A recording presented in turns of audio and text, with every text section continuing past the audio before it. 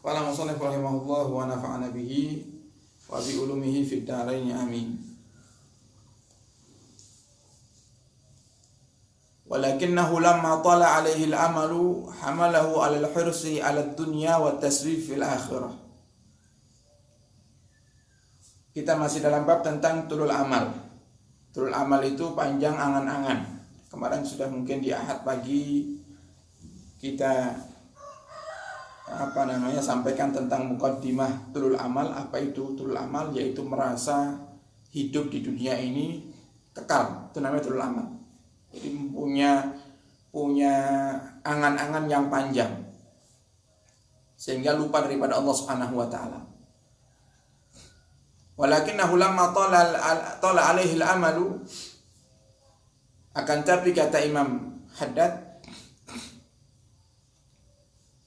di saat angan-angan seseorang itu menjadi panjang, hobinya berhayal, hamalahu 'alal hirsi 'ala dunya, panjangnya angan-angan mereka ini justru menjadikan mereka rakus dengan dunianya, sehingga ingin jadikan setiap waktu untuk cari dunia.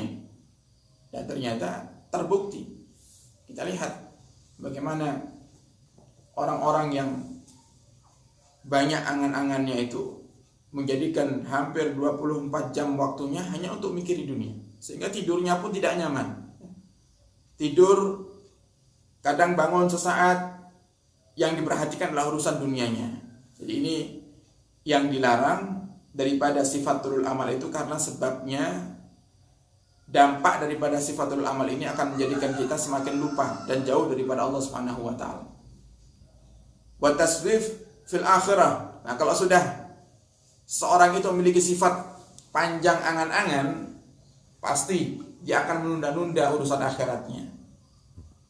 Urusan sholat nanti kalau sudah umur 40, ini sering sekali ada orang itu menunda urusan sholatnya. Padahal dengan sholat kita sambung dengan Allah Subhanahu wa taala. Makanya dikatakanlah para ulama, kenapa ibadah sholat itu, ya, kalau kata orang Jawa itu sembahyang, itu bahasa Arabnya sholat, sholatun. Kenapa kok pakai bahasa sholatun? Karena diambil dari kata-kata silatun. Silatun itu artinya menyambung hubungan seorang hamba dengan Allah Subhanahu wa taala. Artinya kalau ada orang yang tidak sholat, maka tidak ada hubungannya dengan Allah Subhanahu wa taala. Artinya bukan tidak ada hubungan, berarti bukan hambanya Allah. Allah tidak peduli dengan dia. Nah, semakin dia jauh, semakin dia tidak ingin sholat, ya semakin Allah tidak peduli dengannya. Terus apa yang dia dapatkan ketika hidup di dunia? Sedangkan terkadang orang-orang yang tidak sholat ini, kadang kita lihat juga banyak orang-orang itu yang kaya, justru uangnya banyak, dunianya lancar. Itu bukan nikmat. Jadi jangan salah, pemberian Allah kepada hamba itu, Bapak Ibu, ada dua. Yang pertama nikmat, yang kedua nikmah. Jadi ada nikmat, kalau bahasa Arab pakai ain, nikmatun. Ada nikmah pakai qaf, nikmah, atau dengan bahasa lain istidraj. Nikmat sesuatu yang Allah berikan kepada seorang hamba, dalam artian Allah sayang kepada hamba tersebut, itu nikmat. Jadi Allah lancarkan rezeki kita dengan keadaan kita yang taat, menjalankan kewajiban dan menjauhi larangan-larangan. Kok kita dimudahkan rezekinya oleh Allah, itu nikmat. Tapi kok ada di antara kita mungkin tidak sholat, jarang ibadah, tapi urusan rezeki lancar, jangan tertipu. Itu bukan nikmat, itu namanya istidraj.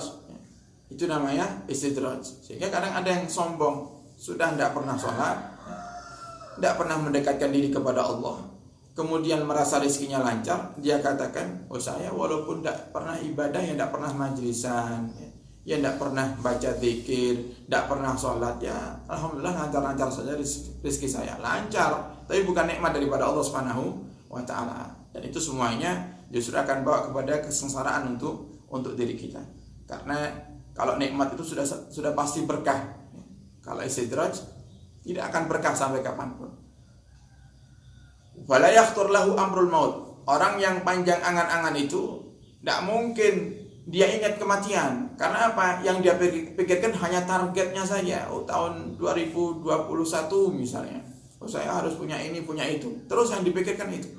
Dan berusaha untuk mencicil satu-satu. Nah, paling tidak tahun 2021 sudah lengkap semuanya. Terus yang dipikirkan itu. Jadi tidak ingat dengan kematian. Wujubul isti'dad.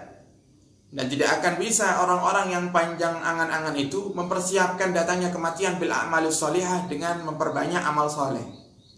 Kalau sudah panjang angan-angannya, dari dampak panjang angan-angan ini akan muncul cinta kepada dunia. Kalau sudah cinta kepada dunia, ya urusannya kerja, terus urusannya cari duit, terus tidak pernah ibadah kepada Allah Subhanahu wa ta'ala. Illa wa'ada nafsahu bil faraghi lidzalika min asyaghalid dunya fi awqatin mustaqbalah ka'anna ajalahu fi yadihi yamutu mata syaa. Seakan-akan orang-orang yang panjang angan-angan ini dia akan mati kalau semua angan-angannya sudah tercapai. Padahal berapa banyak kita lihat orang yang punya cita-cita belum tercapai cita-citanya sudah mati duluan. Jadi kata Imam Haddad, orang-orang yang panjang angan-angan ini seakan-akan kematian itu di tangannya, padahal kematian itu di tangan Allah Subhanahu wa ta'ala. Wa hadza kulluhu min syu'mi tulil amal. Dan ini semuanya adalah dampak negatif daripada tulul amal. Sehingga mari semuanya kaum muslimin, ayo kita tinggalkan daripada sifat panjang angan-angan. Punya cita-cita itu boleh, tapi sewajarnya. Jangan sampai cita-cita kita menjadikan kita lupa kepada Allah Subhanahu wa ta'ala. Karena memang terkadang dengan adanya cita-cita mungkin lebih semangat kita untuk berikhtiar, lebih semangat kita untuk bekerja. Boleh, tidak jadi masalah. Akan tapi jangan sampai itu masuk ke derajat tulul amal, panjang angan-angan. Terus caranya gimana? Niatkan setiap cita-cita yang kita miliki adalah untuk kebaikan. Ya Allah, saya kepingin mudah rizkinya ya Allah, karena dengan mudah rizkinya saya bisa bersedekah, saya bisa berinfak. Maka angan-angan yang semacam itu Allah berikan kepada kita pahala. Fahdharu rahimakumullah, kata Imam Haddad. Maka hati-hatilah wahai saudara-saudaraku yang dirahmati oleh Allah Subhanahu wa ta'ala. Waj'alut taswif wa ta'khir fi umurid dunia. Jadikan menunda-nunda itu dalam urusan dunia. Wal mubadarah wa tashmir fi umuril akhirah. Sedangkan mubadarah, semangat dalam urusan akhirat. Jadi jangan dibalik, kata Imam Haddad. Jangan yang ditunda-tunda justru urusan ibadahnya yang yang dipercepat semangat urusan dunianya. Jangan, kata Imam Haddad. Kama qala Nabi alaihi salatu wasalam, sebagaimana Nabi Muhammad SAW bersabda, "I'mal li dunyaka ka'annaka la tamutu abada." Bekerjalah kamu untuk duniamu, ka'annaka la tamutu abada, seakan-akan kamu tidak akan mati. Artinya di saat bekerja yang semangat. Karena Nabi dan Allah Subhanahu wa ta'ala juga tidak senang orang yang kerjanya malas-malasan. Makanya kadang banyak di antara kaum muslimin ini yang pekerjaannya sudah halal. Mungkin banyak yang ikut kepada orang lain, ikut saudaranya, artinya menjadi pegawai yang semangat. Di saat menjadi pegawai yang semangat, di saat kerja dengan orang lain yang semangat. Kenapa? Yang pertama, Allah Subhanahu wa ta'ala dan Nabi kita Muhammad tidak suka dengan orang yang malas berikhtiar. Allah tidak suka orang yang malas. Kemudian yang kedua, banyak daripada kaum muslimin itu yang mereka punya perusahaan, kemudian memperkerjakan saudara-saudaranya juga dari kalangan kaum muslimin, yang mereka itu walaupun terkadang pegawainya malas, tetap gajinya pun sama. Nah, yang perlu kita perhatikan di saat kita malas dalam bekerja, apalagi itu perusahaan orang, maka sama dengan kita makan gaji buta. Jadi kerja setengah-setengah.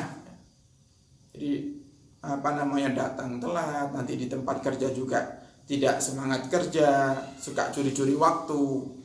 Nah, itu namanya sama dengan kita makan gaji buta, yang hukumnya adalah haram, karena kita mendapatkan gaji itu adalah hak daripada apa yang sudah kita lakukan. Sedangkan kita belum melakukan apa-apa, tapi kita mendapatkan gaji. Wa'mal li akhiratika ka'annaka mayyitun ghadan. Dan beramallah untuk akhiratmu seakan-akan kamu mati besok. Jadi kalau untuk urusan kerja, ikhtiar, menafkahi keluarga, yang semangat, kata Nabi Muhammad, yang semangat, seakan-akan kamu tidak akan mati besok, artinya yang semangat. Tapi dalam urusan akhirat, yakini seakan-akan kalau kamu besok akan mati. Nah, ini juga yang diajarkan oleh para ulama, cara agar kita bisa menggapai sholat dalam keadaan khusyuk. Yaitu caranya, yakini bahwasanya sholat yang kamu lakukan saat ini mungkin ini adalah sholat terakhirku. Mungkin dengan seperti itu kita akan berusaha untuk menjaga pikiran dan hati kita di tengah-tengah sholat kita. Jadi kalau kita tadi sholat subuh misalnya, yakini dalam hati, jangan-jangan ini sholat subuh terakhirku, sehingga kita sholat subuhnya menjadi khusyuk. Jadi setiap sholat, ibadah apapun coba dihadirkan seakan-akan kita mati besok, kata Nabi Muhammad SAW. Wasashiru qurbal maut. Terus kata Imam Haddad, hadirkan dalam hatimu perasaan bahwasanya kematian itu sudah dekat. Kematian sudah ada di ambang pintu. Fa innahu kana kama fil hadis aqrabu ghaibin yuntazar. Karena kematian itu adalah sesuatu yang gaib, yang tidak bisa kita ketahui. Siapapun yang mendengarkan suara kami saat ini, tidak ada di antara kita yang mengetahui apakah kita akan mati seminggu lagi, sebulan lagi, tidak ada yang tahu. Aqrabu ghaibin, sesuatu yang dekat tapi gaib, yuntazar, dan selalu ditunggu. Itu kematian. Mau kita lari kemanapun tetap mati. Mau kita berusaha sepintar apapun untuk menghindari kematian, pasti akan mati. Mau